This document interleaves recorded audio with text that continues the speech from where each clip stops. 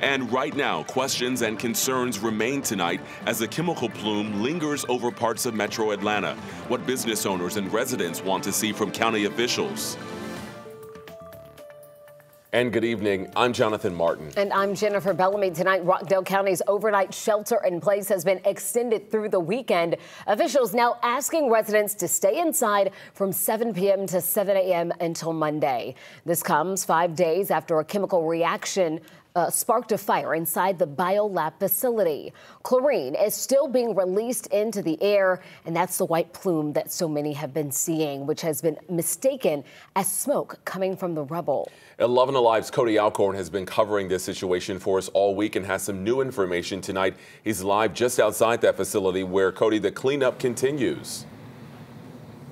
That's right, Jonathan and Jennifer. As you can see behind me, that plume you mentioned still going strong tonight.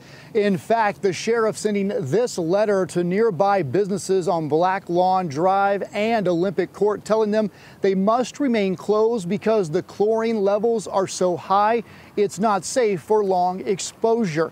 Now, to give you an idea of where this is at, you see the water tower here behind me.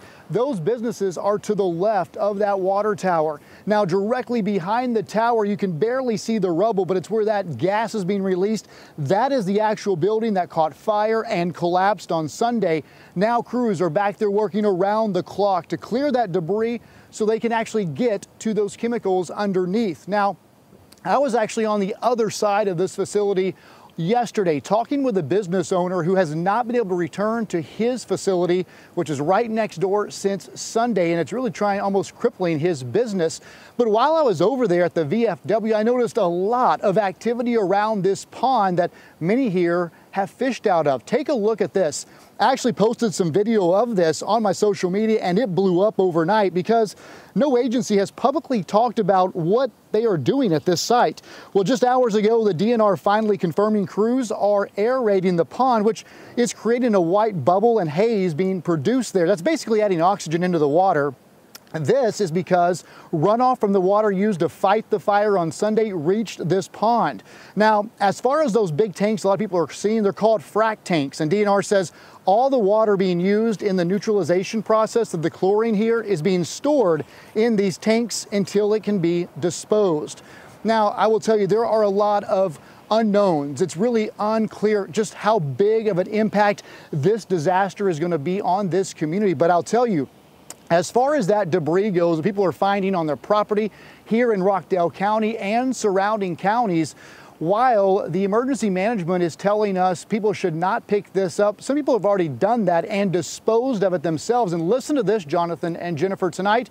I've heard from people who say since cleaning that debris up earlier this week, more has fallen on their property. So again, frustration from this community about the lack of communication from Biolab and the county. But we're here, we're asking questions, and we'll stay in this area until we get those answers so many are looking for. In Rockdale County, Cody Alcorn, 11 Alive News. Cody, thank you. And as we wait for more answers from county officials when it comes to what the fire and plume left behind, environmental advocates are taking matters into their own hands. And Jonathan, if you'll help me out here. Sure. Scott Smith has looked into dozens of environmental disasters, including the East Palestine, Ohio train derailment. Now he's testing the soil here in Conyers for contaminants. He's working with scientists to investigate what's in the debris and the air. Smith says he's collecting samples and sending them off to a certified lab. Results should come back within the next 2 to 4 weeks.